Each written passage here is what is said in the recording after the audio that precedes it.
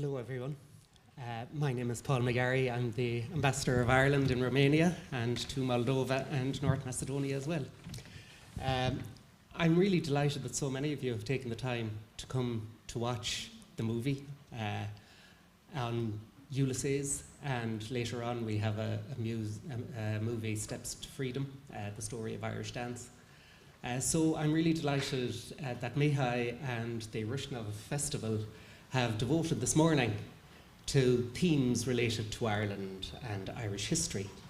And I'm really glad that Theo could make the time to come as well. This is a real honour for me as ambassador, and I'm really just glad that everybody is so interested in Ireland and Irish history. This is a significant year for Ireland, 1922. This is the 100th anniversary, obviously, of 1922, a year that saw the formation of the Irish state, a year that saw the start of a civil war, a year of tumult and upheaval in Ireland, a time when Ireland was one of the poorest, if not the poorest country in Europe, a time just that it's almost incredible to imagine at this stage. It affected every family in the Irish state in one way or another, and it affected generations, particularly the first and second generation of people born in Ireland after that War of Independence and Civil War. So the modern Ireland that has emerged from all of this is a place that we like to think of as being European. We like to think of ourselves as being tolerant and open, and an open society. We are a very different society today than we were at that time. Today we have 70,000 people born in Romania now working in Ireland. Probably another 30,000 people born in Moldova working in Ireland. 16% of the Irish workforce was born outside of the island of Ireland. So we are a very different place, and there are reasons of history why we are different, and I think we're possibly different to most other countries in Europe, largely because of our geography and our history. So with that, I'll hand over to Theo. I am not an intellectual. I have read Joyce. I've read the 3 books mentioned in the film, which are Dubliners, Portrait of the Artist as a Young Man, and Ulysses. They are, I think, books that should be read in sequence, and in that sequence, because they're a journey. You can see the journey that Joyce is taking from describing Dublin and the city of that time as it was, and the effect that living under those conditions had on the people of Dublin at that time.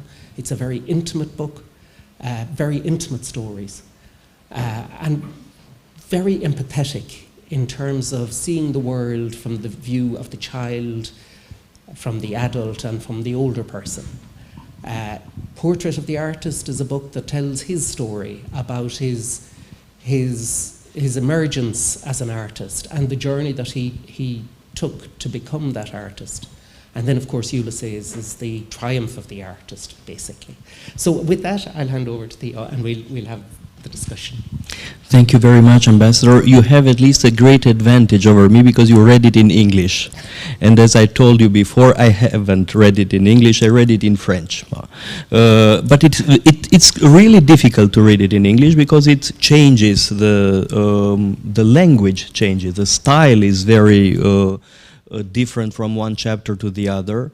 And I want to make a few remarks about the movie that we have seen. I find this movie wonderful, especially because it shows the attitude of Irish people towards Joyce. This is something completely new to me. I didn't know about this, and the change over 100 years in the attitude towards James Joyce. Now, I frankly don't like formulations like the greatest novel of the 20th century. No, it is not the greatest novel of the 20th century. There are none.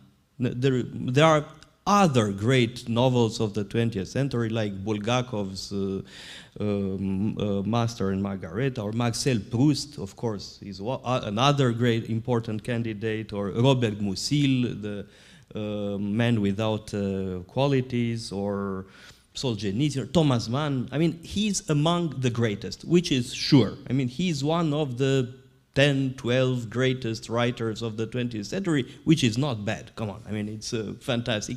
One can say that maybe Ulysses is maybe the most daring among the masterpieces. The other novels that I quoted are more classical.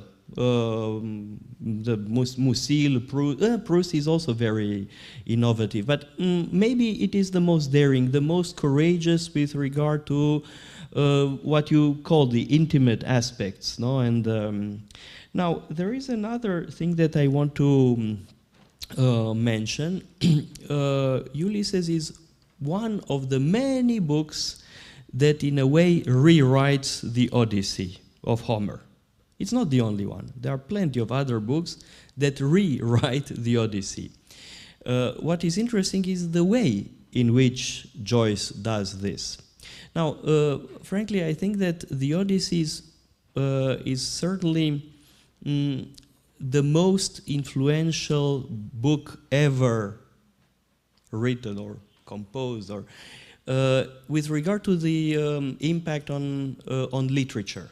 It is the book with the greatest and most important legacy in world literature, the Odyssey of Homer. In what sense?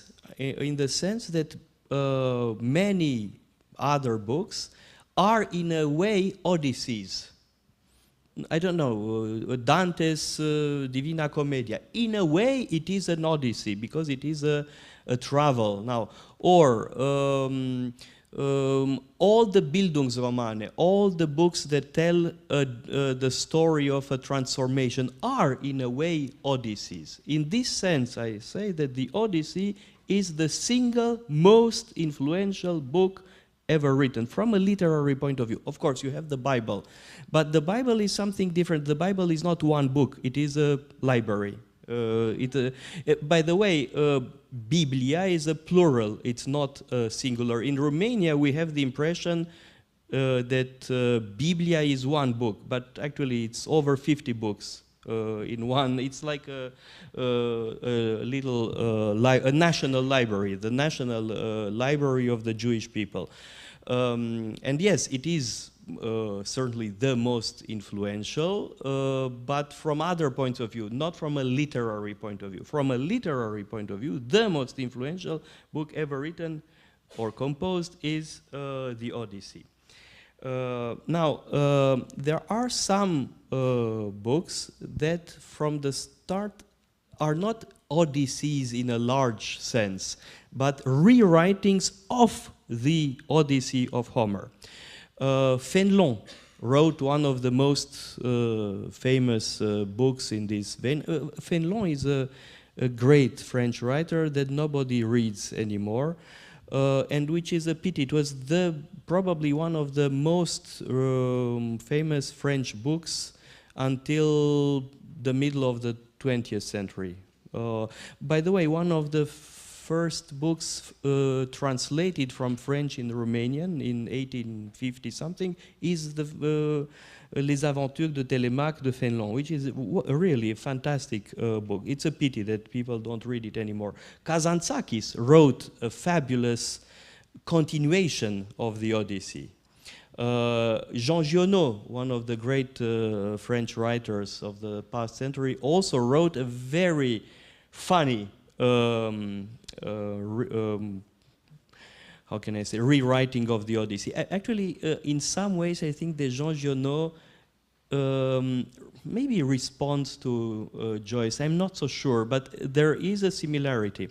Because maybe one way to encourage you to read this book that is supposed to be so difficult is to see the funny side. It is a very funny book, very ironic, maybe yes, one of my favorite chapters is the one with the cyclop, which is, I find absolutely, yeah, it's very funny, every sentence. So what does the Joyce rewriting of the Odyssey have so special? Because it is one of the most interesting rewritings of the Odyssey. The idea that Ulysses is a symbol for every human being, no? The universal man. In Homer, Ulysses is called Polytropos, the man with many faces. And Penelope is, of course, the perfect match for him. She is equal to Ulysses. Now, the story of Leopold Bloom is the exact opposite of the story of Ulysses, because Penelope is faithful to Ulysses for more than 20 years, no? And she rejects the pretenders, and she remains loyal to, faithful to Ulysses. Now, in Jean Giono, Penelope is not faithful to Ulysses, and this is what they have in common, James Joyce and Jean Giono. Jean Giono's book is not a huge book like James Joyce's book, but it's really excellent. It's a wonderful, not rewriting, because it's much more than a rewriting. It's a, how you say, variation, a variation on the theme of Ulysses. Now, what again is fantastic in Joyce's book is that everything is in one day. No? The idea that you can see in an atom the whole universe, in one day the whole life. No? This is again amazing. Actually, that there is not much going on. Life is like this. Actually, not much is going on, and it is a book full of humor and also sadness, melancholy. It's a very melancholic book about the human condition. At the same time, very funny. This is, I think, it's bittersweet.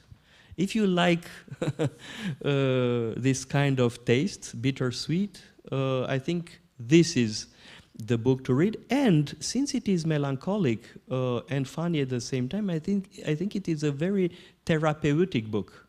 It's a good treatment against depression, against melancholy. And one more thing I want to say about what the movie says about the Catholic Church in Ireland. Yes, all it's true, but at the same time we should not forget that the Catholic Church has been how can I say, the banner of national resistance, like in Poland. No, it's the same phenomenon. Like in Poland, why is the Catholic Church still so important in Poland? Because Catholicism was the same thing as patriotism, the same. Okay, but I mean, there was a religious oppression in Ireland. I mean, the Catholics were oppressed under British rule. So no wonder that there is a, how can I say, a synthesis between the two. Now, Joyce was very aware that this had a dangerous part. I think I wanted to bring this nuance to the documentary we have seen. It's only a nuance. I just wanted to add something, not to contradict something. So this is what I wanted to say, my first reactions to this movie. One more thing I forgot. Because in the movie there is a French scholar mentioned, Victor Bérard. And since I'm very much interested in Homer and antiquity and Greek civilization, I have read Victor Bergerac. Victor Bergerac was actually an important politician. In those days, politicians were good scholars. And Victor Bergerac wrote many books on Ulysses. He's an excellent scholar, and his thesis was indeed that Ulysses is a Phoenician. Actually, nothing proves this. To my knowledge, the first one who said that Ulysses is actually a Phoenician is someone that people don't quote. It is the famous or infamous Comte Arthur de Gobineau. In his book about the inequality of human races, he says that Ulysses is actually the embodiment of the Phoenician, that he's a Phoenician in the Greek culture. Now, there is an interesting idea here, because indeed the Greek world was very much in contact with the Eastern cultures, Egypt, the Phoenicians, the Persians, of course, and there is an Oriental, of course, a very important Oriental influence in Greek culture. Now, for Gobineau, for Berard later, I don't say they are the same. Berard is a very serious scholar, which Gobineau was not at all. But there is no proof of the fact that he was a Phoenician, but James Joyce took this, was very much influenced by this idea. No? That's why Leopold Bloom is a Jew, and there is behind this the idea that, how can I say, there is a mixing various influences important, no? That the creativity of Greek culture is explained by the fact that they brought together different influences. The Phoenician influence, the Egyptian, the Persian, Assyrian, etc., etc. So this is what I wanted to say. I mean, a few remarks about the movie that we have seen, but there may be questions, or Ambassador, maybe you react to what I'm saying. Just a few things. I think we always have to bear in mind, I would absolutely accept, I mean, was the James Joyce the greatest writer of all time, or was Ulysses the best book of all time? Everybody has their own favorite author. There is no such thing as the best. It's like, who is the best musician? These things are really not relevant in any way. But it's interesting. Ireland, when James Joyce was born, he was born in 1882, he was following on a generation of great Irish writers. Bram Stoker, who was born in 1847, Oscar Wilde, 1852, George Bernard Shaw, or maybe I'm mixing them up, but Bernard Shaw was 56, 52. They were all around that time. And it is interesting to understand the circumstances that they grew up and the world that they lived in. Ireland had gone through a devastating famine between 1845 and 1850, where 1 million people died of hunger directly, another 1 million people would have left. 1 million out of how many? The population of Ireland in 1841 in the census was 8 million on the island. Eight. By 1950, 2 million people had basically died or left the country. By 1900, more people were living, who had been born on the island of Ireland, were living outside the island of Ireland than were living on the island of Ireland. So this was a devastatingly poor country that had absolutely failed as any place to actually support its population. And yet it was producing literature that is still regarded as some of the best literature ever produced. And some of the writers of that time, Wilde, Shaw, their work is still produced. And obviously the themes that they were dealing with, the theme that Bram Stoker was dealing with was death. The themes that Shaw and Wilde were dealing with had to do essentially with the changing of society. How could society be organised differently? Joyce, in his turn, was looking at society. And, you know, the question was, you know, clearly James Joyce did not like the society he lived in and wanted to change it. The thing about Joyce is that he brings it to the extremely human, empathetic level, where he understands people deeply, in a deep and meaningful way. And when you look at the humour and the pathos and the sadness of Ulysses and the humour in Ulysses, what you're looking at is Irish people and how Irish people actually react to the world. And, you know, Irish people can be depressed, can be sad, and yet we have a very ironic sense of humour. We deal with, and that really comes through, as you say, the chapter with the citizen is a serious topic, but it is one of the funniest pieces that you will ever read about, well, it is about nationalism, but it's also about how we react to the circumstances around us. How are we supposed to react to oppression? How are you supposed to react to empire and to colonialism? And that in turn, for other countries that have had to deal with oppression, there is a way that people deal with oppression. And it's in the human being to try and respond in a way that enables them to survive. And this was survival. Dublin at the time was a city of 250,000 people. It wasn't even the biggest city on the island of Ireland. Belfast was much bigger. It was also a totally non-industrial city. There was no industry. People had no outlets for creativity for other than literature and what they wrote. And that was why we had a Gaelic revival. And there is talk of the Gaelic revival in the movie. But it was Irish people coming out of a devastating famine where, and this will come through in actually the movie that follows, which is Steps to Freedom, where culture is part and how people react through their culture. It's back to survival. How do you survive the devastating impact of terrible events? And it's through culture that we actually survive as people in a lot of these things.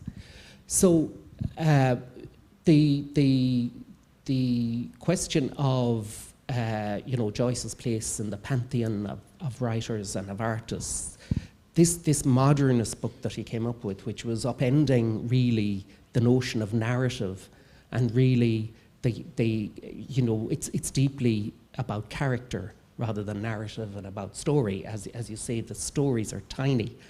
There's a long description of frying a kidney and tasting the kidney. And there are descriptions, like all of these are very intimate and small, but they're very important for the human condition. And the other thing I would say just about Joyce's characters is that they are all from his life. He knew these people. When he talks about Buck Mulligan, he's talking about a friend of his who actually led him to drink and bought him his first drink. A guy called Oliver St. John Gogarty. So, and he knew people who had been affected by nationalism. There's a character in Portrait of the Artist, and who was also in Ulysses, called Clancy, who he knew in university, in UCD, who became Mayor of Limerick and was shot dead by the British as Mayor of Limerick.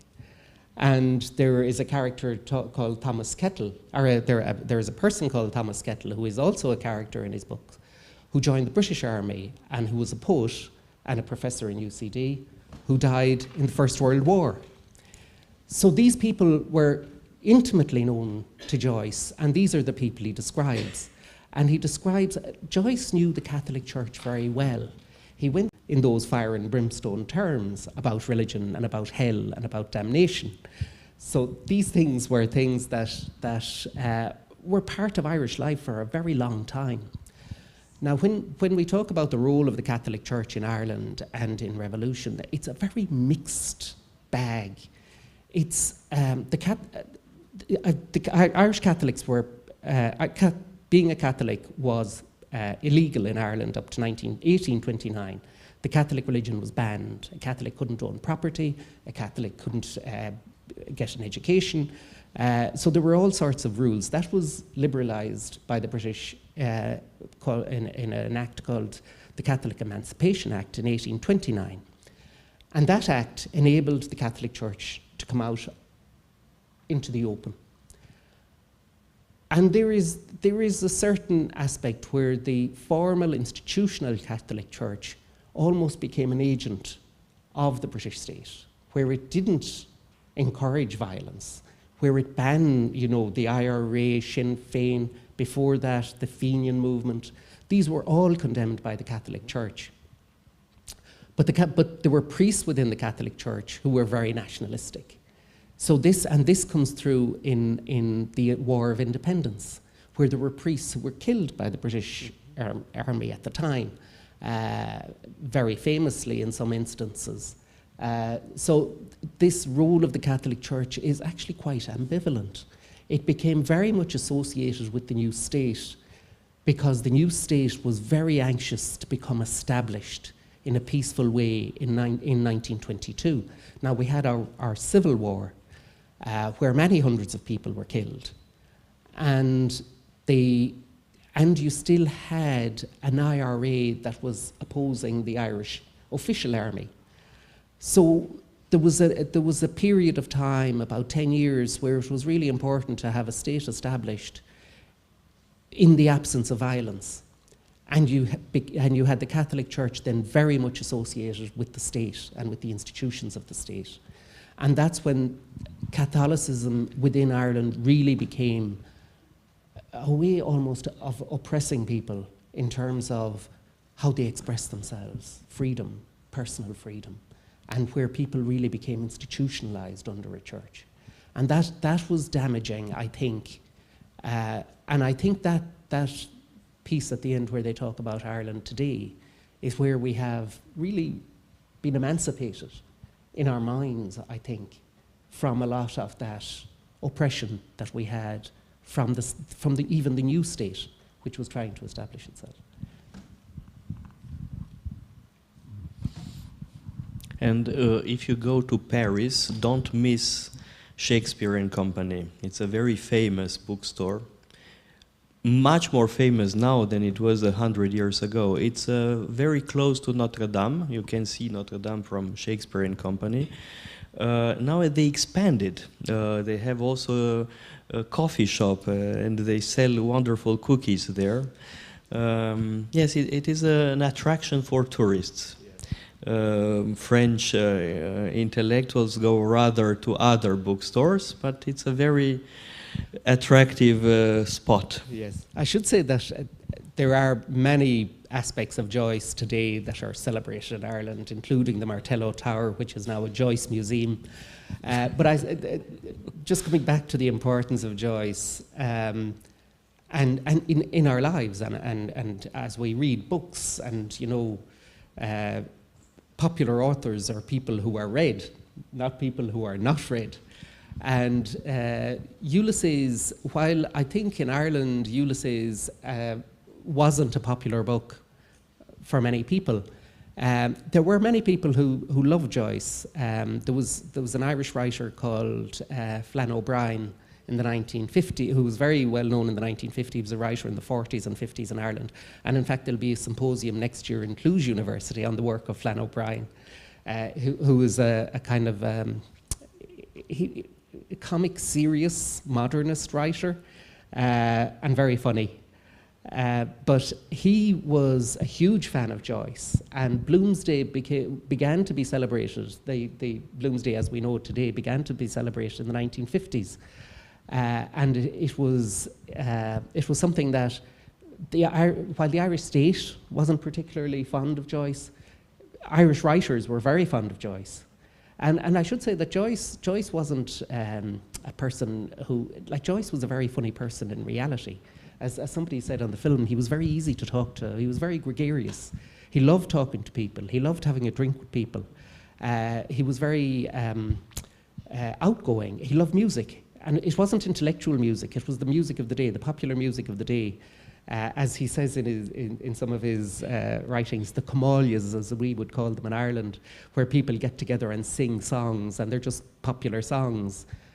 So Joyce was not somebody who was aloof, and he wasn't somebody who wanted to be seen as aloof. He always thought, and he wanted Ulysses to be read by the people of Dublin. It was an homage to the people of Dublin. Mm-hmm.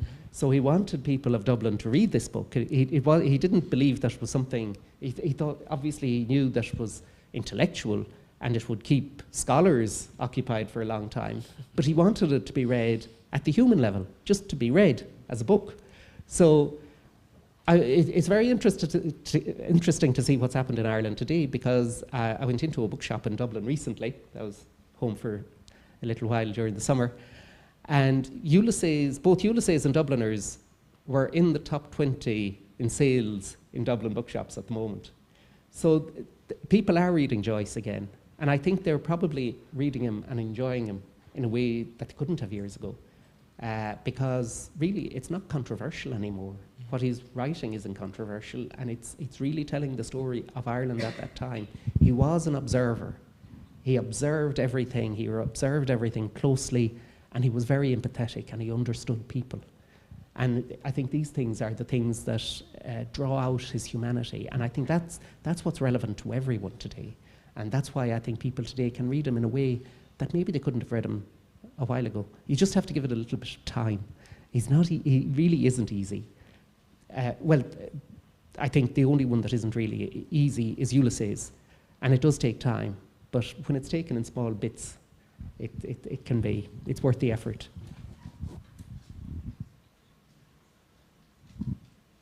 Anybody have any questions I think we should ask, or anybody who's either interested in the history bit or the Joyce bit?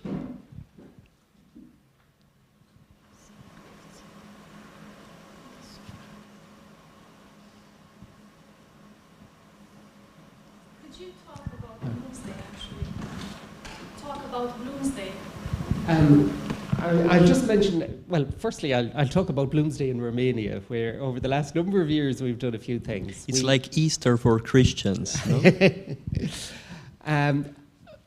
Bloomsday is a day when we celebrate Joyce, and we celebrate the day, the 16th of June, is what we call Bloomsday, and that's what was really instigated in the 1950s. As a mark, I think, of respect, but also of a way of enjoying Ulysses and enjoying Joyce. On Bloomsday in Dublin, people go around to the places where Ulysses is set, that Bloom visits. So he visits Davy Byrne's and he has lunch. He visits Sweeney's pharmacy, where he buys a bar of soap. He does various things, and people will revisit places and people will go to Glasnevin Cemetery, to where there's the funeral of a guy called Paddy Dignam, who's just a friend of Joyce. He's not a relative, but it's just on that. It's just the description of what happens at a funeral in Ireland, and it's very true to life. So people do that on Bloomsday in Dublin, and it's an interesting day. People dress up in period costume, and it's generally thought of as a bit of fun, and people will do readings, and there'll be little bits of scenes from Joyce played out. In Bucharest in recent years, we did a film in 2020. Because of the lockdown, we couldn't do anything in person. So we did a film where we took the music from that Joyce mentions in Ulysses, and we have Romanian artists singing the songs and playing the music, and we have a Romanian actor, Marcel Iureș, that people would be familiar with, who does a reading from Joyce, and it's a very nice production, and it's still probably available on YouTube. We did an outdoor event last year at the junction with Strada Gravița in Bucharest, and where we just had a small outdoor event again with music and with just, but it was just really after lockdown. It was really just to get a bit of interest again. And then this year we had an event at the Museum of Literature to commemorate, to mark the 100th anniversary of the publication of the book. And obviously, we did a symposium at Bucharest University as well. But what is interesting is that book, that Ulysses generated this kind of rituals. This is interesting. It has a connection to what there was a quote from Anthony Burgess, the greatest book. For some people, it is the greatest book of the 20th century. In the sense that it is a book that for some people, for many people, implies a certain almost religious attitude. No? Like a book that generates rituals is a very special book. Now, I said before, I don't agree with this kind of judgment, the greatest book in the 20th century. There are other books that are equally great. But this book has this capacity to generate rituals. And if there is the Bloomsday, there is also the Mecca of Joycean religion, so to say. And this is Paris. I mean, it's and Trieste. Yes, I have an ancestor coming from Trieste, so I feel in a way connected. Yes, it is a Mediterranean city, and it's interesting that he wrote much of the book in Trieste, close to the, not close to, on the shores of the Mediterranean. Yes? Thank you for this lovely documentary, and I would like to invite you to comment a bit on the literary rivalry between Joyce and Virginia Woolf, because she had her own claim to inventing a stream of consciousness technique, and famously she did not like Joyce. She proclaimed her admiration for Proust, and she said she wished she could write like Marcel Proust. And in short, Bloomsbury was no big fan of Bloomsday.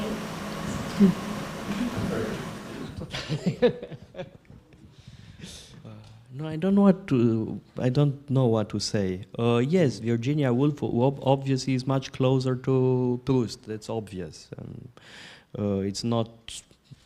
You just read and you see the similarity. But I frankly I don't know. I don't know what to say. I don't know more.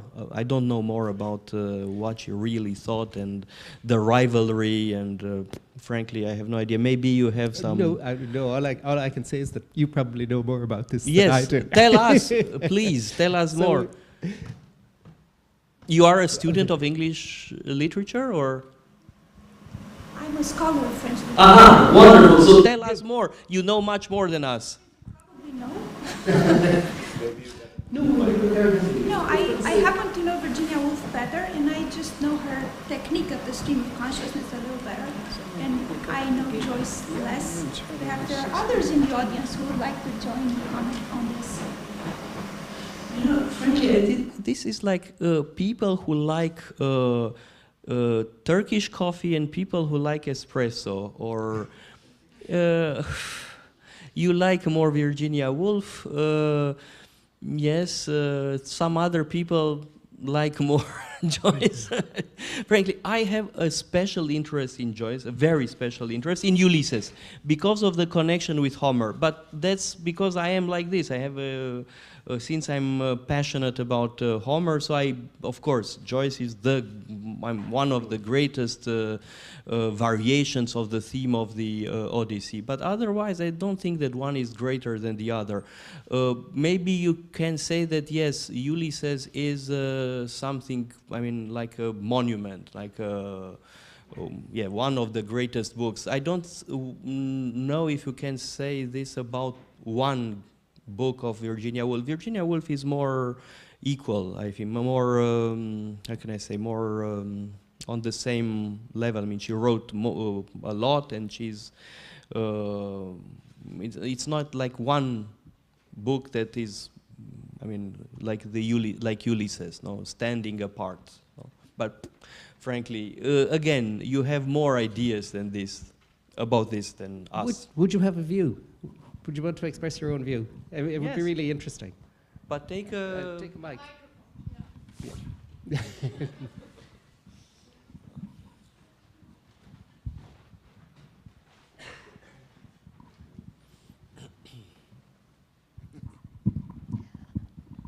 as I said, I don't think Virginia Woolf is in some way greater than Joyce. I just happen to know her work better, so I felt this is a question worth asking. I don't know what the literary establishment thought of it, and I think they continue to vie for primacy as far as the stream of consciousness is concerned. I think obviously Joyce goes much farther in his deconstruction of literary, in his literary inventiveness, in his deconstruction of the literary phrase as we know it. And he's formally more daring. Well, I think that perhaps Virginia Woolf is deeper and more intuitive in her knowledge of, but that's just my own preference, as you can hear, in her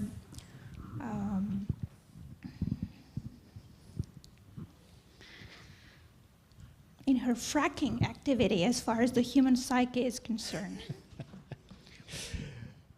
It's also the question of what we read for pleasure and what you read for, I don't know, for teaching, like in my case.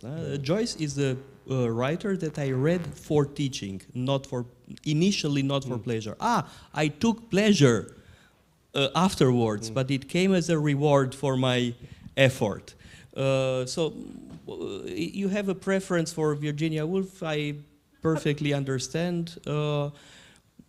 So it's like I said before, some like espresso, some like Turkish coffee, some like it with... it's also a matter of taste, very much. Obviously, Virginia Woolf doesn't come easy to readers in the beginning either. Yes. Although some books are perhaps more approachable than others. Yeah. If I were to give advice, I would recommend starting with Mrs. Dalloway, obviously.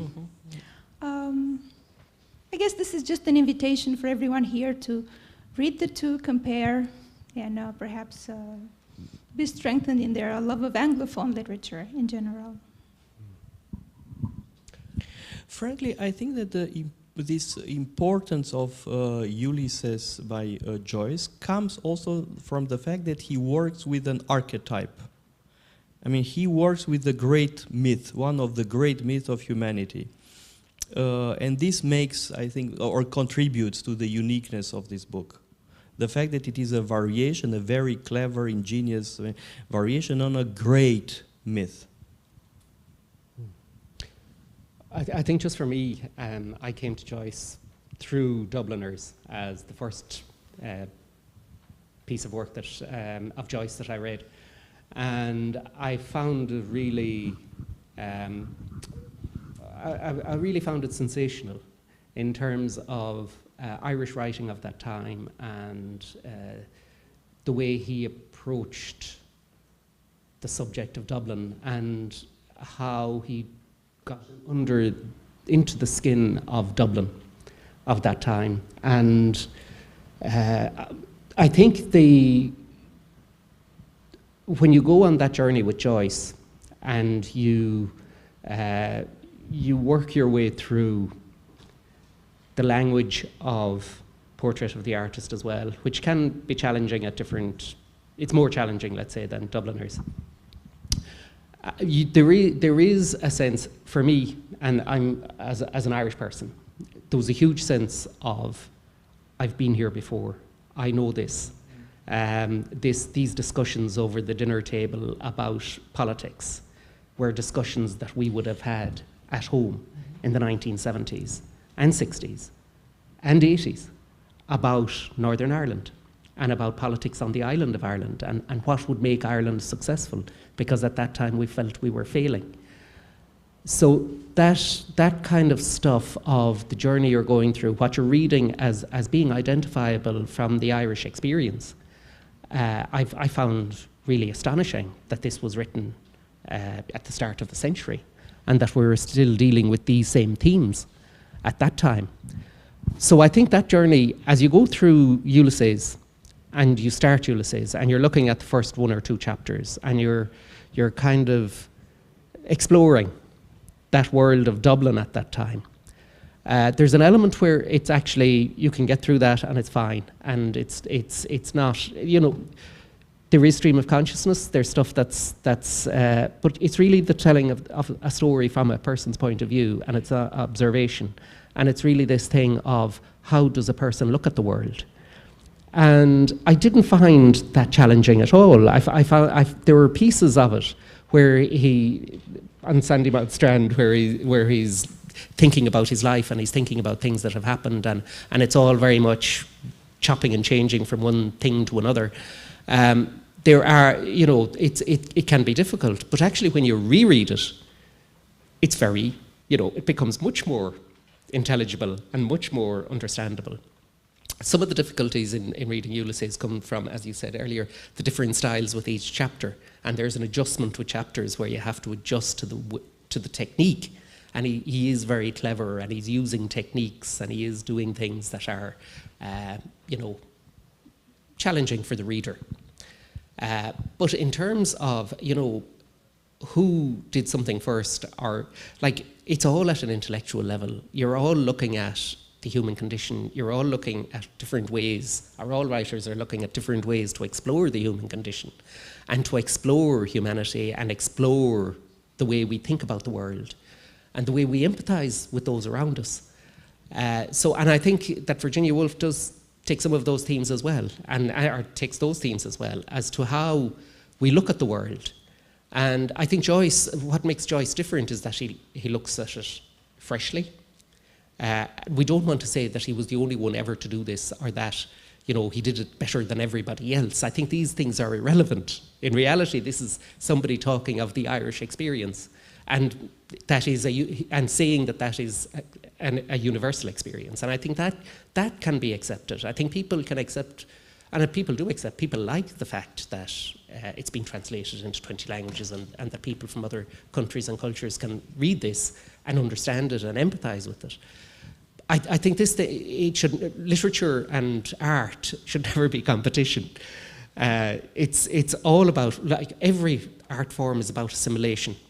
And we'll come to that in the next movie, in Steps to Freedom, where we're looking at Irish dance today and how Irish dance evolved from where it was as a country dance and a provincial dance and something, and the way it has evolved over 300 years. And you look at any art form, it's enriched by contact with the outside. Anything that becomes too nationalistic, too derivative, is really not very healthy. Health and vigour and renewal comes from contact with other cultures and with other experiences. So I think when we talk about literature and we talk about other writers and we talk about, you know, art or whatever, you're looking at outside influences, and you're looking at where we can draw from experiences of others. I think that today is what makes Ireland a much more interesting place than it was when I was growing up, because we have far more people. Ireland today is actually increasing in population. Our latest census has said we've almost reached 5 million in the southern part of Ireland. So, and in fact, on the island of Ireland, we're almost back to where we were in 1841, which for Ireland is remarkable. In the 1950s, our population was still at about 2.5 million. So this put pressures on our system in terms of health, in terms of housing, and all of the problems that we have in the modern world. Not everybody in Ireland is happy. Not everything is rosy. There are pressures on the way we live. But it's a far, far better place than it was, say, 20 years ago, 30 years ago. And that has to do with our diaspora. The people who left all those years ago became influential in the countries that they went to and became decision makers in terms of investment. And that certainly helped us. There are other things that we did ourselves that helped us. But it's that journey of a country from, this journey from oppression, in our case, colonialism. Other countries have suffered oppression in other ways. But this movie and Joyce is about a time when that oppression was real, and when we just moved out of that oppression. And it took us 50 years to get to a place where we joined the European Union. It's 50 years ago since we joined the European Union, which helped us become European. And these are the things that influence us, and I think that is something where places that are coming out of countries and places that are coming out of difficult places, coming out of oppression, coming out of a mentality of inferiority, because that's ultimately what it is. In Ireland, we felt inferior. We felt that you could never be a success if you lived in Ireland. You had to leave to be a success. So these are things that it has taken us a very long time to come to terms with. And I think that is something that other countries that have suffered, and many countries have suffered, whether it's other types of regime, or whether it's under colonialism, or it's, we had a big neighbour that was very difficult. They're not as difficult now, but they have their moments. So other countries have had other big neighbours that have been very difficult and did very bad things. And that affects the psyche. It affects people and how they think about the world and how they look at the world. So I think all of this literature where you have artists, real artists who think about the world and who think about human behaviour, it's really, it's not a competition. And we shouldn't think about things as a competitive world. I think people draw on each other. Joyce was a friend of William Butler Yeats, who was the famous Irish poet. And Yeats helped Joyce get to Paris. Joyce deliberately went to Paris rather than London, where George Bernard Shaw was living, and where Oscar Wilde had lived, and had lived up to the time where he fell into difficulty. So London would have been a natural home for Joyce, but he chose Paris because he chose to be continental. And sorry, just getting back to Bloom, because this Jewish piece, Ireland in the 1870s, Jews left Lithuania because, again, they were being persecuted at a particular moment in time. But there was actually a vibrant Jewish community in Dublin in early 1900. And what's interesting is that Joyce chose to make Leopold Bloom Hungarian rather than Lithuanian. He was even more of an outsider than the Jewish community in Ireland, where people in Dublin would have been very familiar with the Jewish community there because it was actually very successful. And we still have a Jewish community that goes back to that time, although it's smaller now for various reasons. But anyway.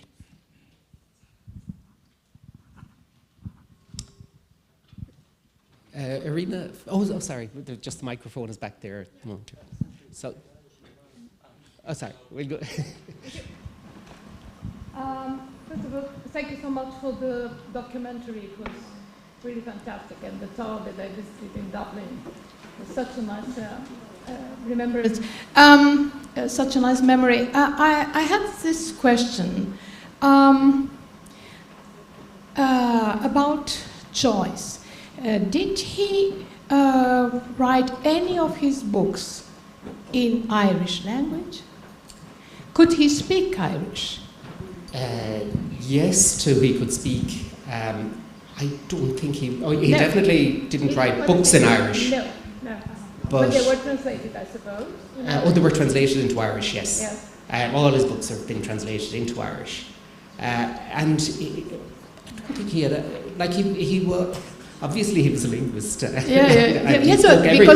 Because they were in there. They were so complicated language that he tried to learn and so on. But nothing about the Irish language was in there. He actually went to Irish language classes. And actually, one of his teachers was Pádraig Pearse. Mm-hmm. Pádraig Pearse was one of the executed leaders of the 1916 Rising, and those leaders. This Gaelic revival, this gets back to the Gaelic revival. After the famine, so many people had left the country. Again, this will come into play in this Steps to Freedom movie. But Irish culture was on its knees. And there was a view that Britain wanted to destroy Irish culture. Speaking Irish was banned. Irish was not taught in the Irish language was not taught in schools. But now it is. Also, after independence, it became very important to. It became a part of a culture war almost, but that's another story. Irish language is looked on much more favourably today than it would have been even when I was growing up, where it was seen as something that had to be done, and you had to get your result in the exam, but you didn't really speak it. Yeah. But Joyce went to that school. He wasn't impressed by Pádraig Pearse. He thought he was too nationalistic culturally. And he didn't have a broader view of culture. So this revivalist movement, the view was that it was too nationalistic and it didn't embrace the outside. And in that, it's probably true. Because a few years ago, when we were still organizing the Irish Film Festival, it was a film in Irish language with English subtitles, and I've done the Romanian subtitles. And I was so fascinated by the language. That's why I was asking, because it stayed there somewhere. Well, there's actually a new movie out in the Irish language called An Colleen Ciúin. The Quiet Girl. I think Eva, has seen it, which is I haven't seen it yet myself, but it is. I think it will become very well known in the next few months, and it is excellent. So it's a promise we are going to see it. I certainly hope so. Yes, we have many witnesses. Thank you so much. Igna, it's like the greatest Ukrainian writer writing in Russian, Gogol, no? Then you have people who write in both languages, like Taras Shevchenko, mainly in Ukrainian. So I think the parallel can be useful to understand it. I mean, of course, you write in English. Yeah. Sorry, there was somebody at the back. Well, I wanted to ask if the present-day situation in Romania is similar to that of Ireland 50 years ago. You said that there was a sense of inferiority towards England, and many people were in diaspora, and today is the same situation in Romania. So yes. I wouldn't like to say it's exactly the same. No country's experience mirrors another. And every country has to go on its journey as it finds its way in the world. So Romania's history is different to Ireland in many ways. But I think the effects, what I find and what I think about is how we felt in Ireland back in the 1970s, which was 50 years after independence. And before we joined the European Union in 1973, and that was a big cathartic moment for us. But it didn't have an effect for another. It didn't have a positive effect on Ireland for another 20 years. When we joined the European Union in 1973, over 75% of our goods were still exported to the UK. When we gained our independence in 1922, 90% of our goods were exported to the UK. Essentially, we provided the UK with cheap food. That was essentially the role of the Southern Irish economy. The Northern economy was industrial, and they had shipbuilding, they had industry. All of the industry in Ireland was concentrated in the northern piece, and the southern piece was the poorest and rural and non-urbanised. With the result, we went through each decade after independence. In the 1930s, there was the crash, there was difficulty. The 1940s, we all know. Ireland didn't participate. Ireland was neutral during the Second World War. The 1950s, the UK economy was booming, and Irish people emigrated to the UK and to the US. Both economies were booming, and Ireland had open access to the US. The 1960s, again, there was a bit of a revival of the Irish economy, but essentially not enough to actually employ everyone. So we went through decade after decade of immigration. So immigration for Ireland was absolutely enormous. In a small population, we had something like 500,000 people leaving in the 1950s. 300,000 people leaving in the 1930s. We still had huge, our main income in the 1960s were remittances, money sent home by people who had emigrated. All of these are kind of familiar features in Romania today, but not on the scale when you look at the size of population. And our immigration started much, much earlier. Our immigration started, really, Irish people were immigrating from the 1700s. Between 1850 and 1841, 1 million people left Ireland for America and Britain. So Irish immigration was enormous, and the devastation for Ireland, not just with immigration, but with what was happening in Ireland. We had famine in the 1840s, but we had famine in the 1700s. We had famine in the 1870s. Like, we had famine and total deprivation, and, you know, so we were much more devastated mentally, and this was colonialism. And it took us a long time to get to a point where we had any self-confidence. So the 1970s, people believed you had to leave to be successful. The 1980s, we still the Irish economy suffered the same as the European economy. We had the oil crisis of the 1970s, the subsequent inflation. Some of these themes are beginning to recur. Immigration in the 1980s, high debt, an economy struggling. But what happened in the 1990s was that foreign direct investment had a huge impact on Ireland. An educated young workforce that stayed in Ireland. People became better educated in Ireland from the 1960s onwards. We put a huge effort into education. So education was huge in Ireland, and everybody became educated. Most people in Ireland today, our education is highly valued, and I think we've about 80% of our young people today go to university. So we have very high rates of literacy, and we're in the top kind of 5 to 10 in terms of literacy on the PISA scores, the international recognized standard. So that has been the transformative piece of Ireland. For Romania, and also European funding helped a lot in terms, well, access to the single market, and also funding for road infrastructure and connectivity and rail infrastructure. And the open skies policy of cheaper airfares between countries, all of those benefited Ireland hugely. We are an island, we're between the UK and the US, our geographic position changes things. So all of those things are interesting.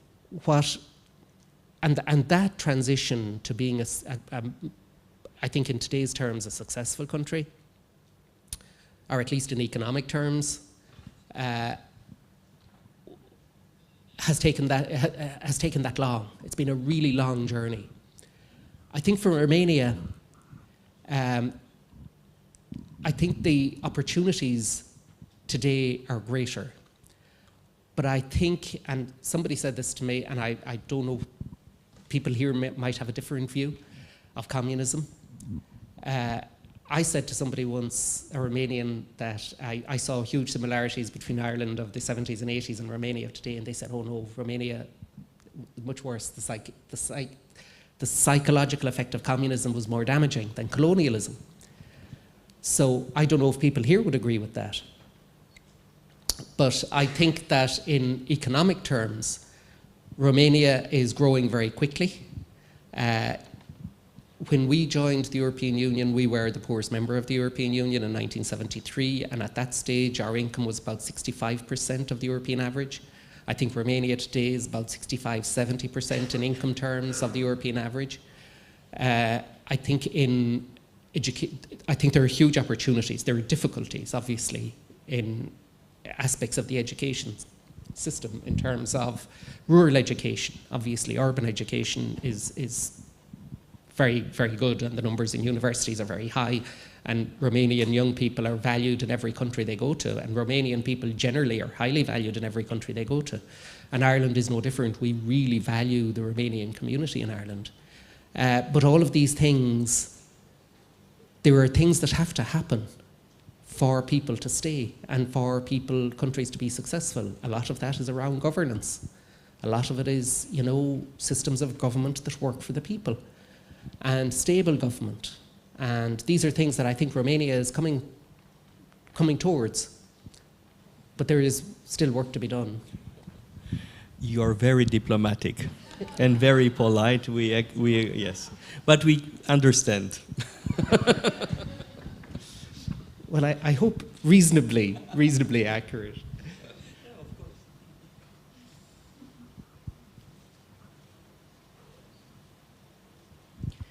We have to organize a trip, a study trip to Dublin with Ulysses as a guide.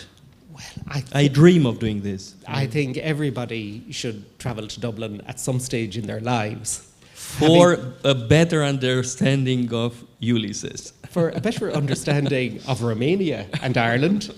And Ulysses Bloomsday is the perfect opportunity because... It's not too crowded? It's not, actually, because, I mean, it's a literature event. It's a literary event.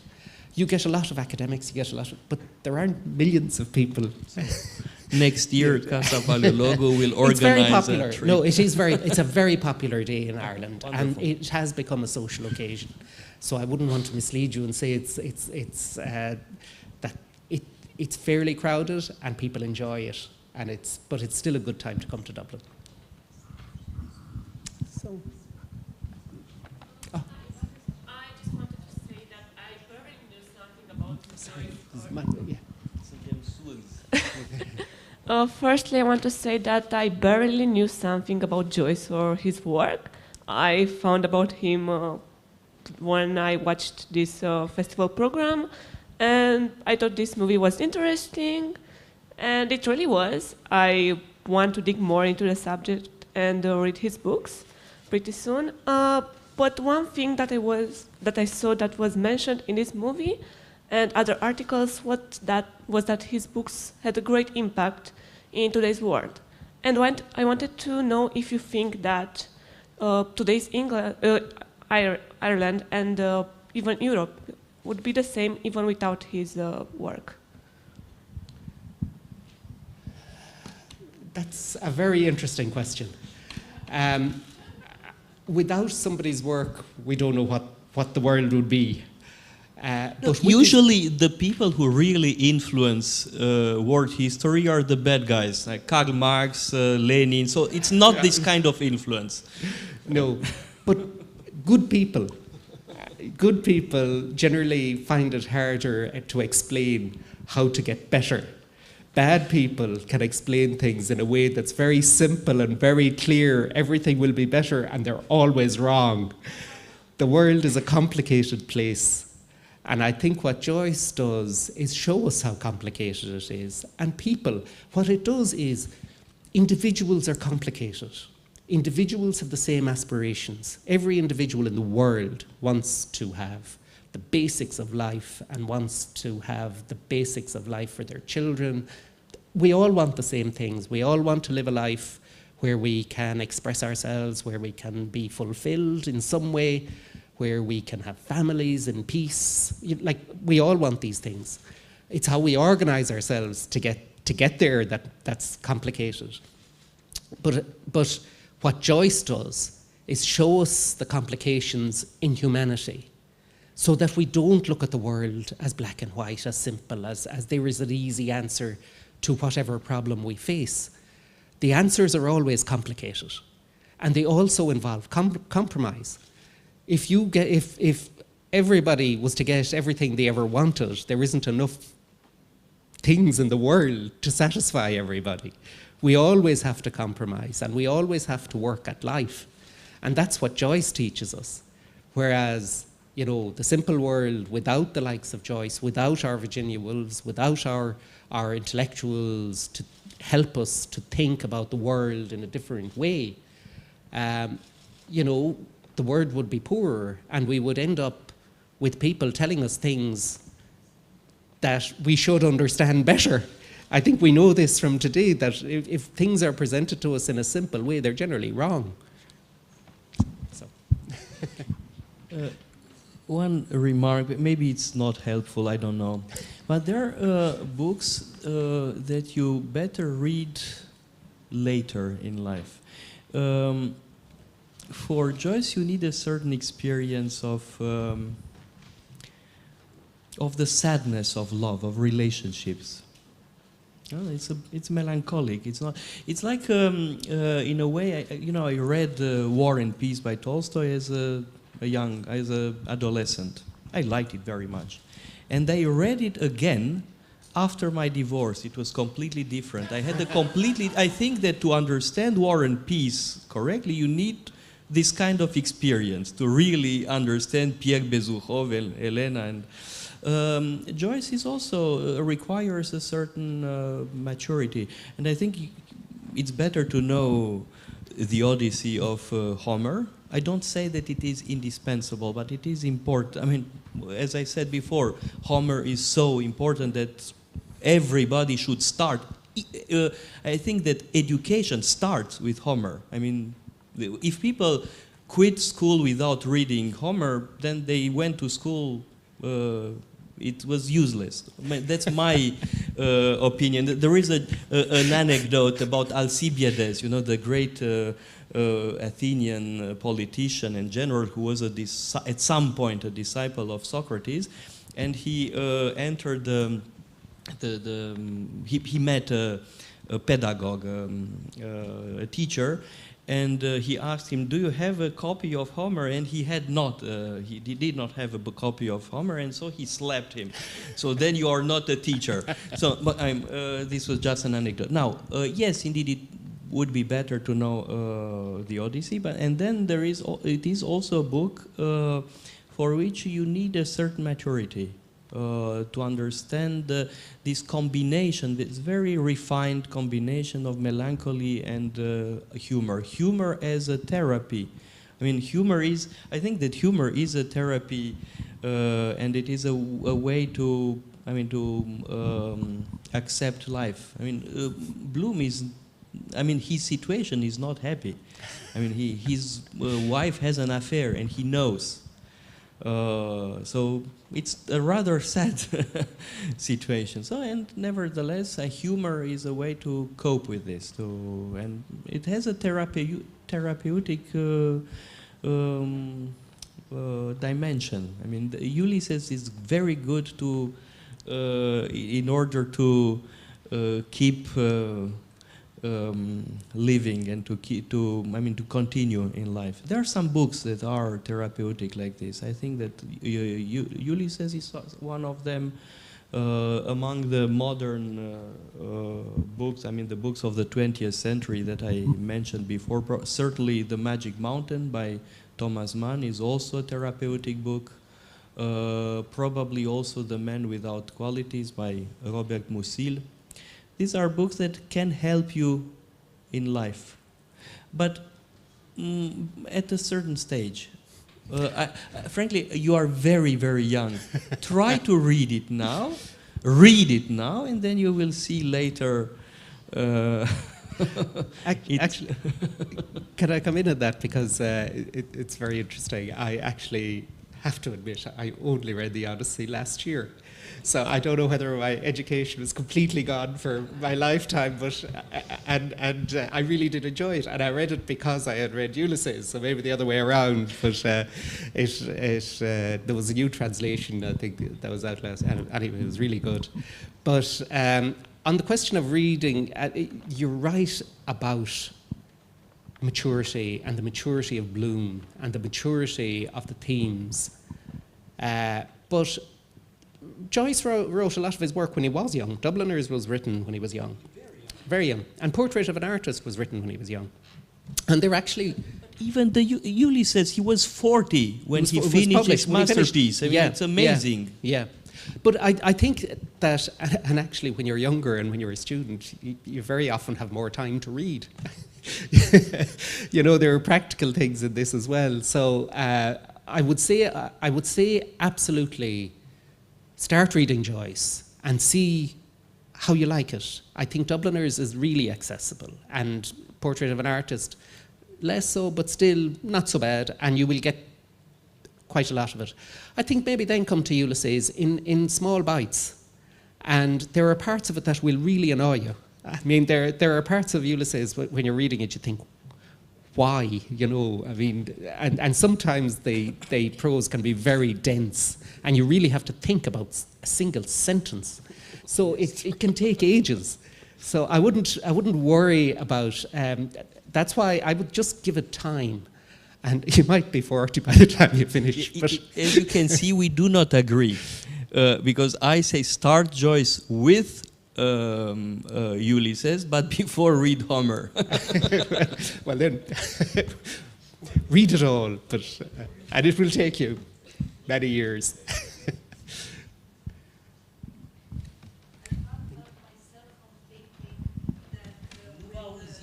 Sorry.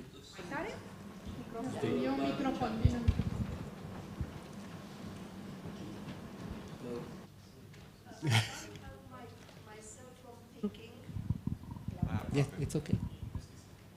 That with his book Ulysses, in a way, Joyce came home. So he had the same journey as Ulysses. Yes.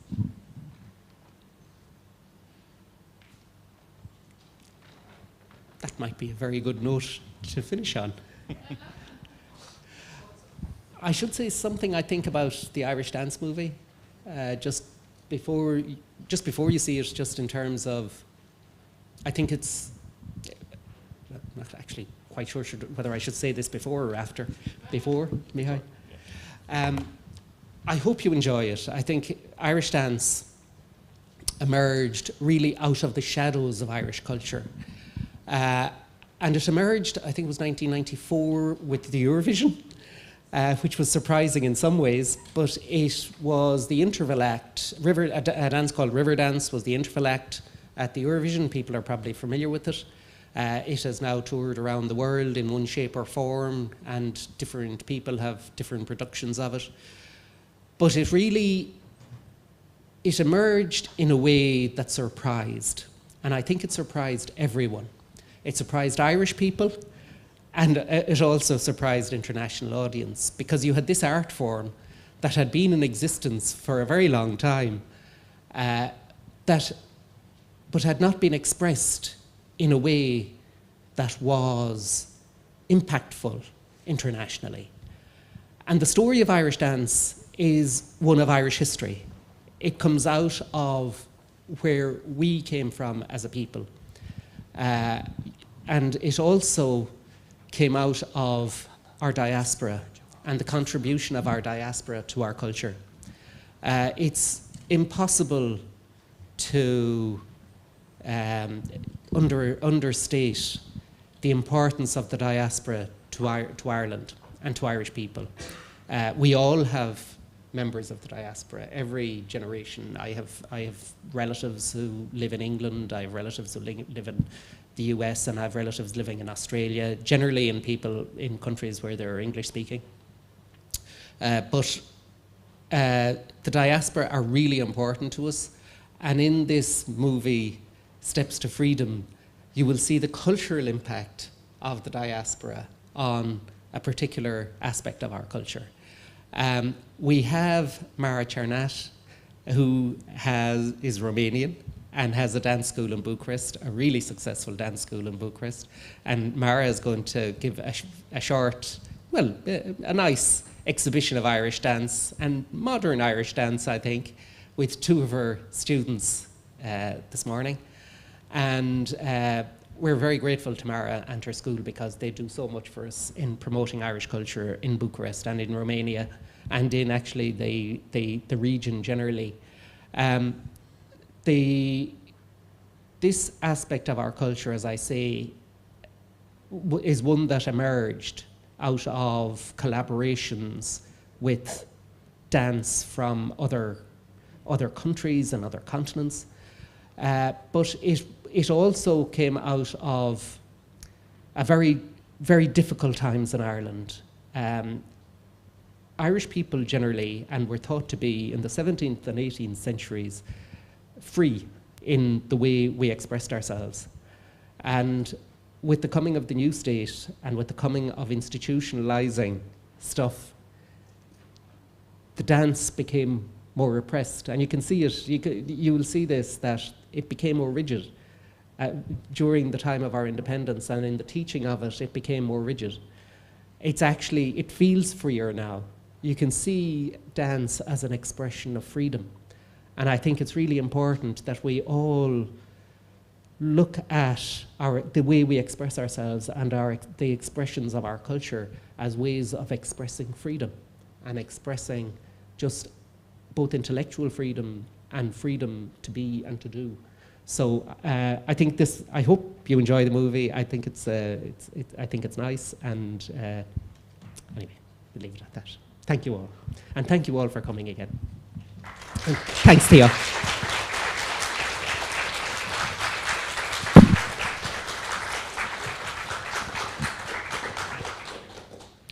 Thank you, Mr. Ambassador. Mulțumesc, Theodor.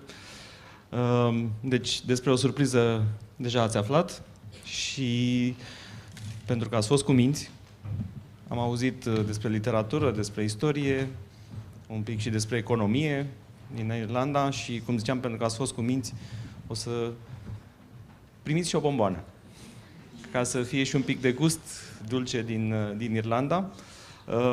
Foarte rapid, pentru că imediat colegii mei deja acum încep să distribuie bomboanele și imediat, care cred că au puțin alcool, dar e bine, e bine. Ajută la...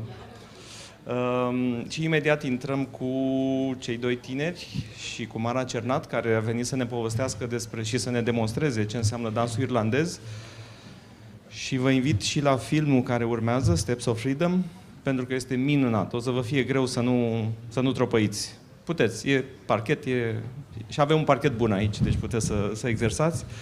Și deci continuăm rapid cu următorul moment. O invit pe Mara Cernat, dacă e gata, să începem să povestim puțin.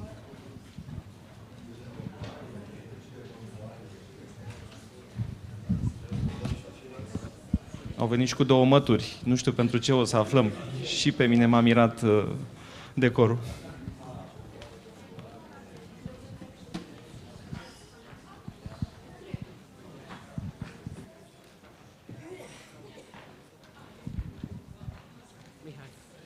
I'm very sorry. I missed two things. I should have thanked the Irish Film Institute.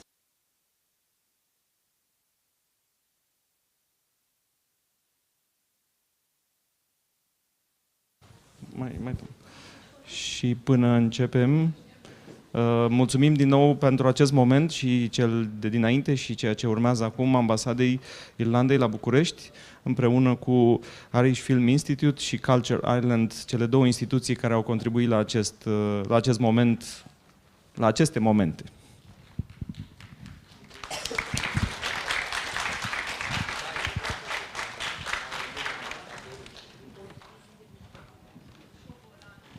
Bună ziua!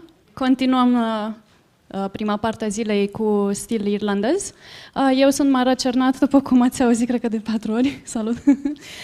Sunt TCRG, ceea ce înseamnă profesor certificat de dans irlandez. Am școala de dans Station School of Irish Dance. Avem cursuri în București și online. În curând și în Tulcea, dacă aveți prieteni acolo. Astăzi am venit împreună cu 3 colegi de-ai mei, 2 elevi, Lucas și Eva. Lucas a fost anul acesta reprezentat România la campionatul mondial de dans irlandez. Eva deține trofee la nivel european, iar Ștefan este fost dansator al Station School of Irish Dance. În momentul de față, muzician, va veni alături de noi să prezinte câteva melodii, câteva instrumentale specifice Irlandei. Veți vedea cât de bine se leagă ceea ce s-a vorbit adineori cu ceea ce facem noi, deși vorbim despre literatură, istorie, cultură și dansul implicit. Mai ales dansul irlandez, aș spune că este un element reprezentativ al istoriei Irlandei. Vă voi spune la momentul potrivit pentru fiecare din dansurile pe care le vor face copiii despre ce este vorba mai exact. Înainte de orice, aș vrea să menționez faptul că dansul irlandez este un mod de a-și exprima libertatea, toți cei din insula de Smarald, cum mi se spune. Și în momentul de față este un fenomen global, deși a început ca o activitate de a petrece timpul liber al celor de pe insulă.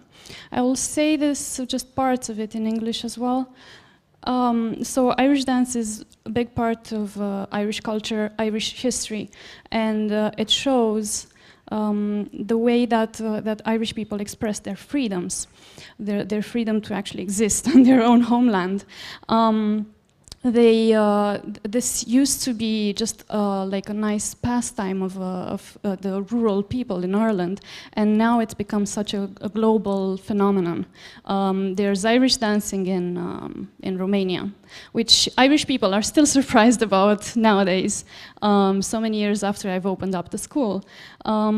There's Irish dance in Taipei, in Taiwan, in Dubai, in Doha, in Argentina, in South Africa as well, New Zealand, of course, Australia. No, we were not surprised about that. Anyway, so what you're going to see, ceea ce veți vedea, is the expression of joy for life. You're going to see rhythms defying gravity, optical illusions, and just lovely performances, basically. So to open up our showcase, we're going to have Lucas. He's going to perform a traditional hornpipe, which is one of the most typical rhythms to Irish dance. And I'm sorry, I'm just going to keep going in English because it's easier to do it just one language. The hornpipe is a very syncopated rhythm, specific to Irish dance. And what I usually tell dancers, because this is one of the first dances they will learn as beginners in hard shoes. Hard shoes are the shoes that make the sound as much as possible on this carpeted floor. I tell my beginner dancers that if you don't remember how to replicate the hornpipe rhythm, you either imagine you are driving with a carriage on the street, like the rural streets, on muddy streets. So you'll always go like da-da-dun, da-da-dun, da-da-dun. Or just imagine you have the hiccups. So instead of just dancing like da da da da da da da da da da da da da da da da da da da, you dance da da da da da da da da da da da da da, just hiccups all the way.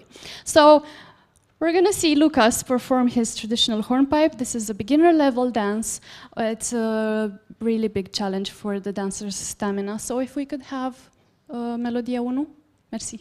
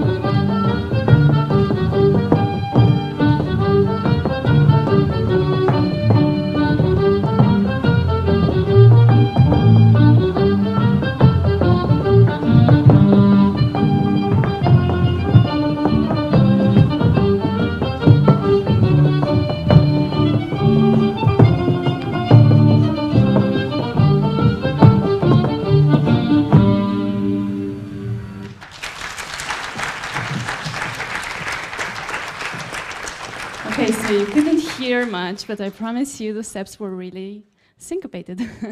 Okay, One thing you notice when you see Irish dancers.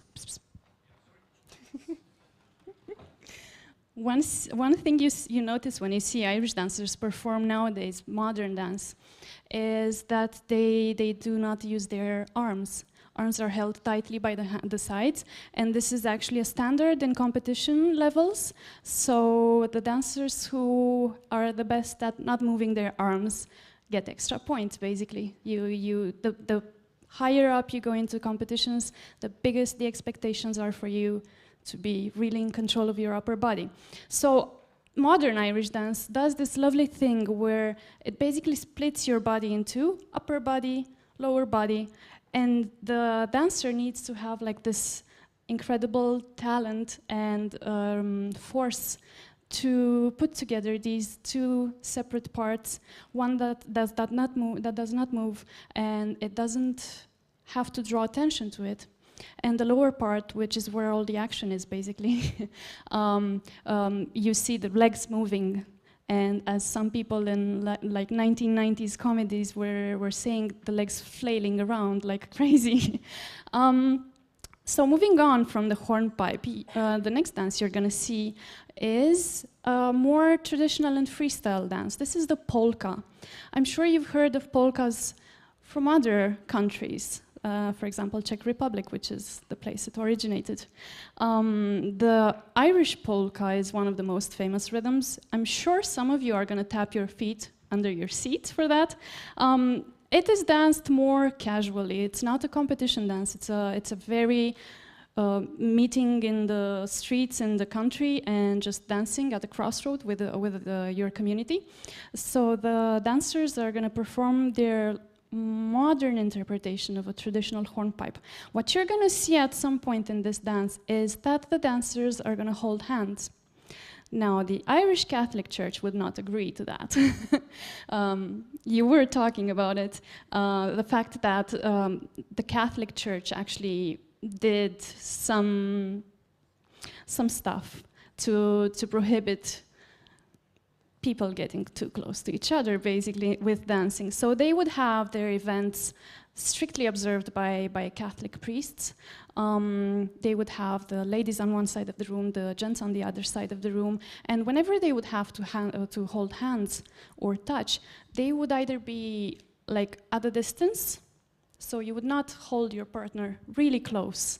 You would hold the arms up. This is a standard.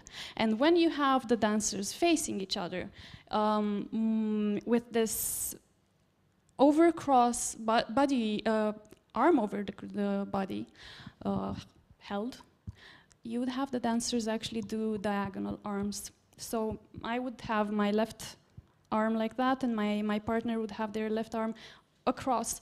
So this imposes a distance between us. So, you know, like they say in America, leave space for Jesus. So, yeah, they're not going to obey by the Catholic rules, but they are going to showcase this very specific hand hold. Okay, so we're going to move on with the polka.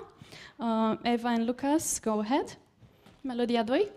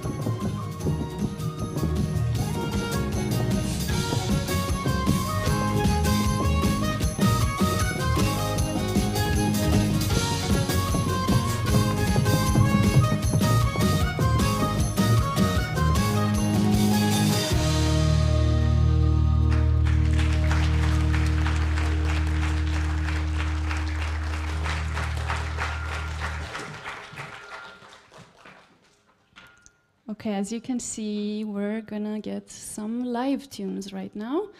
Stefan, our former dancer and currently musician, he is going to perform some, what?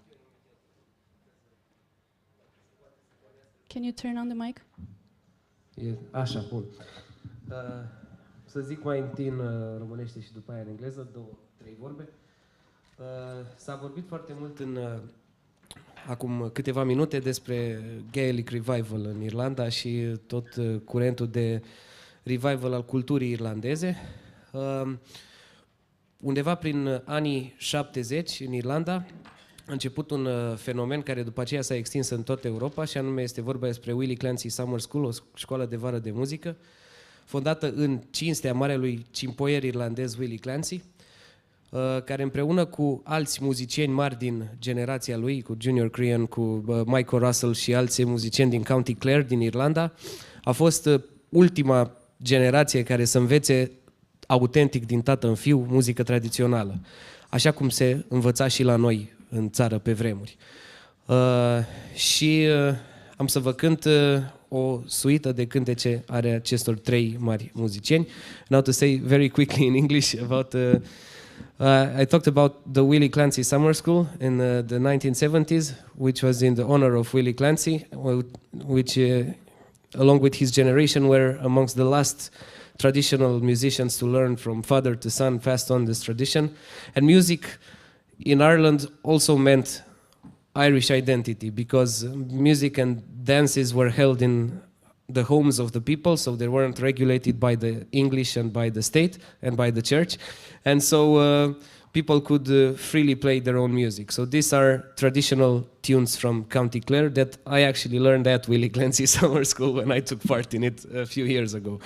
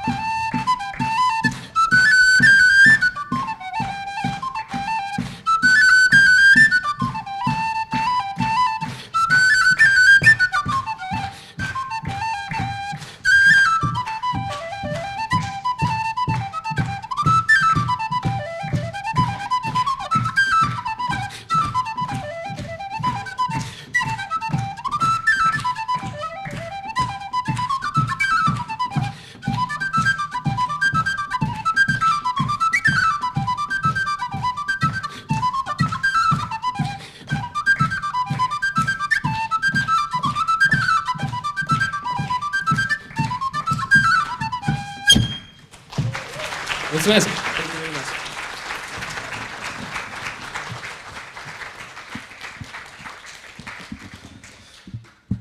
Okay, so we had some jigs and some reels. You need to remember those because they are names of music rhythms and dance rhythms that are specific to Irish dance. So far we have hornpipe, jigs, and reels. We kept hearing about this Irish cultural revival. Now, along with this, once Ireland was free of English rule, the Irish were really invested in recovering the culture that was dying or already lost. Part of it was lost. So they founded the Irish Dancing Commission that we also belong to, that we are affiliated to, Uncommissioned Rinka Gaelica. That was Irish words, by the way. So they put together this commission to save, promote, and develop Irish dance.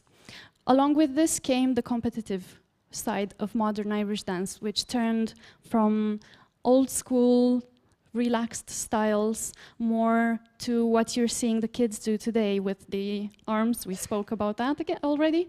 So this led to competitions, Irish dance competitions that started in Ireland, but then they started as well in all of those nice places where the Irish diaspora was establishing, like the USA, Australia, and all of the other places they were. So competitive Irish dance is more standardized. You will be able to compare it to the polka you just saw. Right now, Lucas and Eva, they are going to perform for you in this tiny little space. They are used to dance in 12 by 12 meters, but they're going to do their competitive, championship level, real choreographies. So we're going to go ahead. Melodia următoare, vă rog.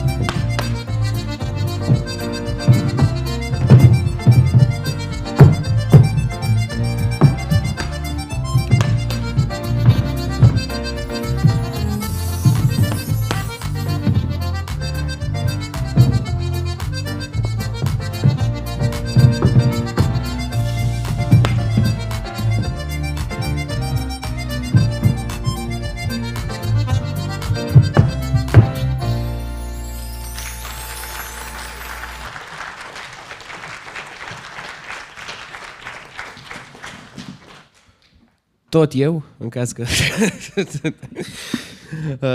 Aplauze încă o dată pentru colegii mei. Eu apucam încă să fac dansuri când ei erau niște copii mici, amândoi, și acum mă bucură să-i văd la nivelul ăsta de performanță la care eu n-am reușit să ajung și îi felicit. Să spună ei singuri, câți ani aveți, măi? 13 și 14. Iar eu 21. Bine, păi pe lângă ei chiar mă simt, să știți. Că tot veni vorba de dansuri moderne și tot așa, dansuri irlandeze moderne. Ce Ce am cântat data trecută și ce ați ascultat, că să mai recapitulăm o dată, sunt piese învățate de bătrânii Irlandei din tată în fiu. Nimeni nu știe cât de vechi sunt, de unde provin și așa mai departe. Însă ce au reușit irlandezii să facă și, din păcate, noi încă n-am reușit să ajungem la chestia asta, au reușit să aducă tradiția lor în lumea de astăzi, însă păstrându-i spiritul.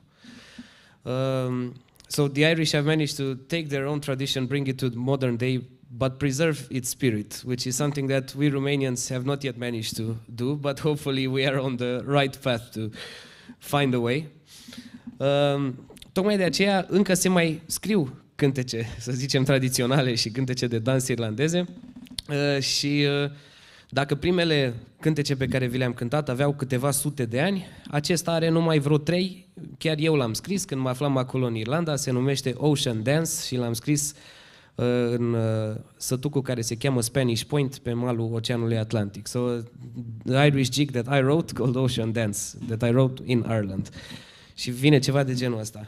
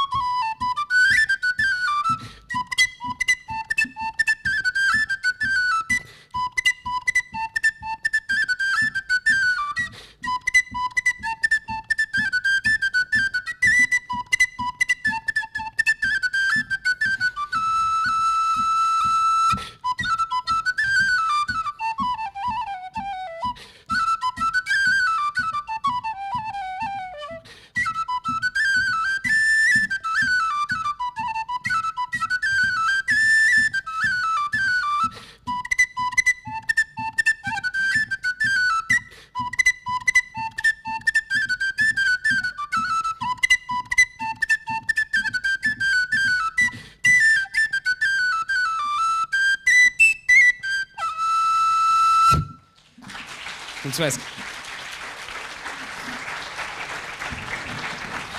Îi las pe colegii mei să prezinte în continuare.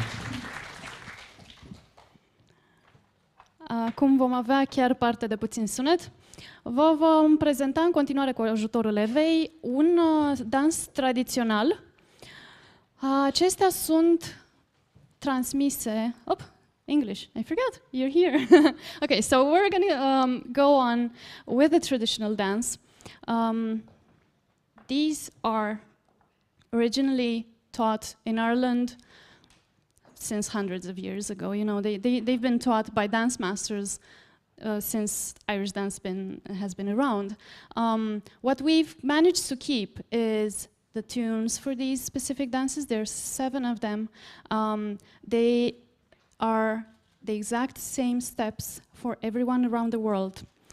The other dances you've seen are original choreographies of our school, but these ones, we can easily have a dancer from Romania meet up with a dancer from Australia. They've never met before. We could play this tune and they could perform together because the steps are the same. This is a traditional hornpipe set.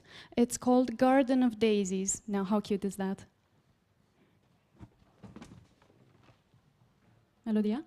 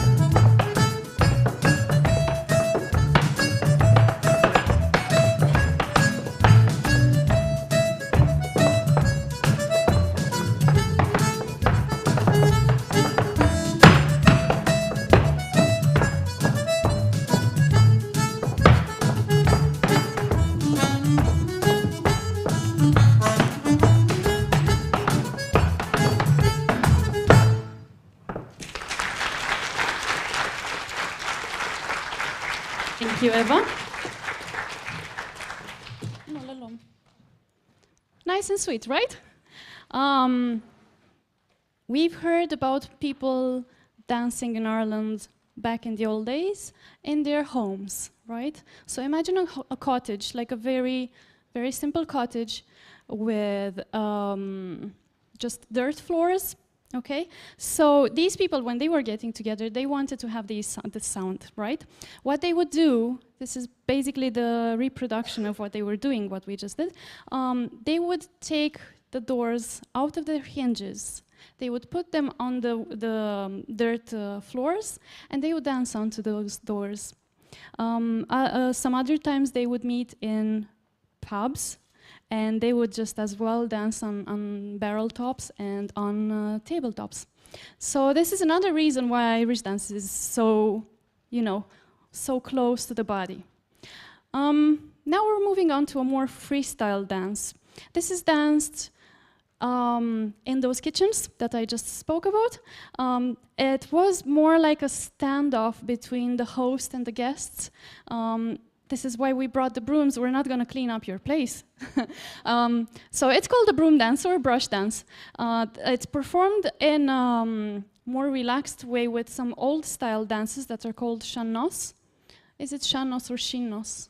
Sean-nós. Okay.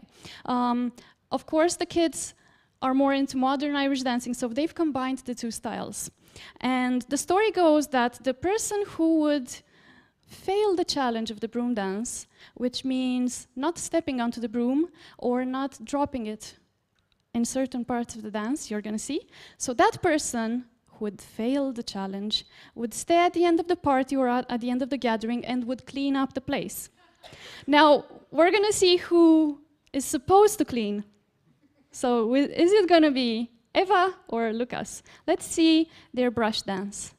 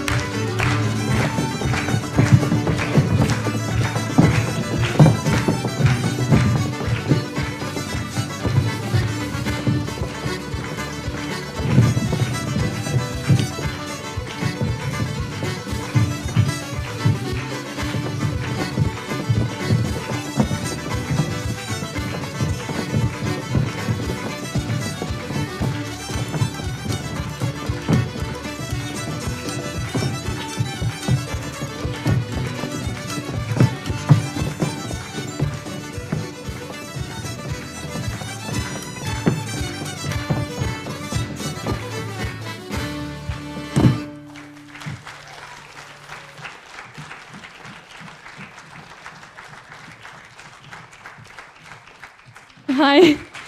You're going to have two people cleaning the room today. Okay, we're going to skip over the set dances. So next is Cupid. Moving on, two more dances left, and then you can watch the movie, and you will be able to understand even more of it. As people were starting to get familiar with Irish dance, when it was becoming an international phenomenon, dancers were able to innovate, right? So they were able to move just a bit away, keeping the you know, being close to it, but moving away from traditional music and starting to use more modern music, more mainstream music, such as pop songs for their choreographies. Now this helps us as well as you. It helps us engage you more in our performances, and it helps you remember our rhythms and recognize what we're performing to, and then you're gonna go away, go home, or go to your hotels, and you're gonna still sing the songs that you were dancing to. Now, keeping this in mind, we're still performing to traditional tunes in competition, so we were not losing the traditional side of Irish dance, but we're just adding to it. We're enriching this culture that was kept alive for over 400 years and has been developing ever since. So, for you, Ruthless Cupid. Let's go.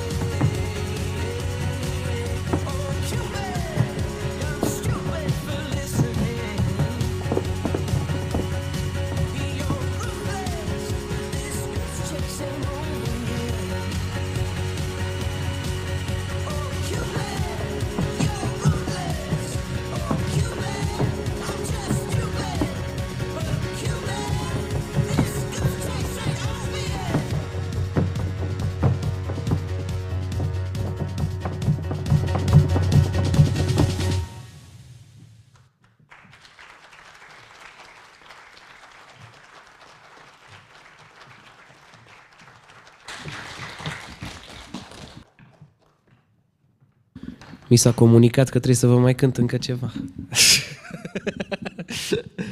O să plec bătute aici. Nu contează.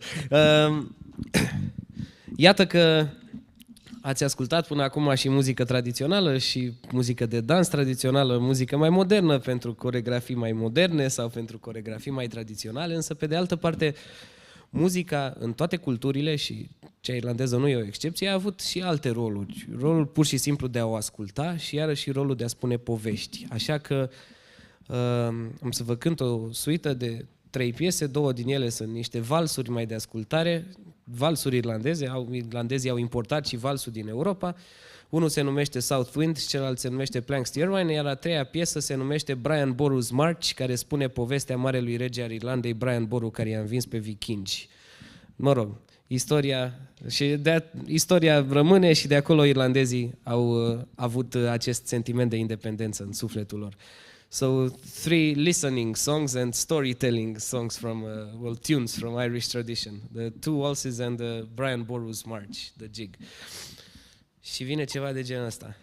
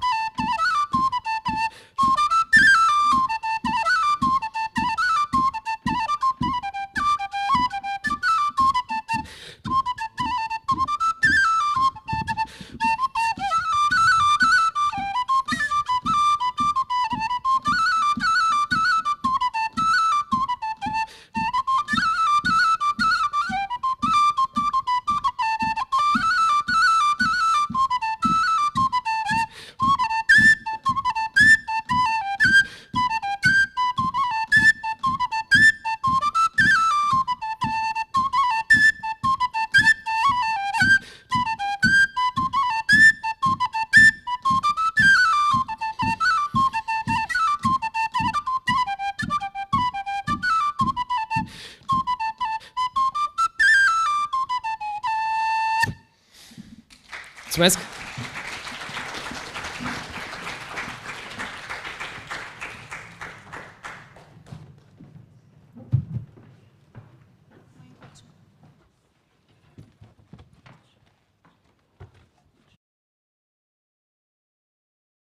Ultimul dance, last dance.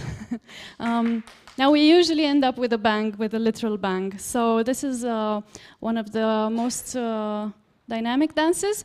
It's also real. You've kept hearing reels. This is a dance that people have become more familiar with, starting with river dance, since that time in 1994 when they came out.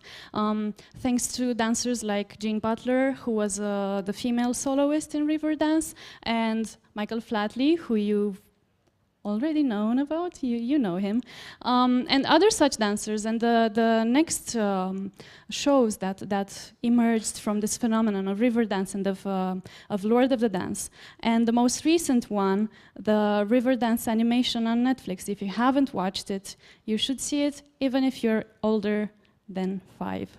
It's delightful, and you're going to see reindeers dancing and performing to the tunes from river dance. It's amazing. So the kids are going to show you a combination of strength and stamina, like physical resistance, strong lungs and strong legs. And then we're going to move away from the stage, and we're going to let you with the movie Steps of Freedom, which I already saw once 2 days ago, and it's so lovely that I don't mind seeing it again so soon. So I hope you'll enjoy it as well. We are Statia School of Irish Dance. Even if you're not in Bucharest, you can follow us along. We have lots of Irish dance adventures, and just be there for us. Okay, Eva, Lucas.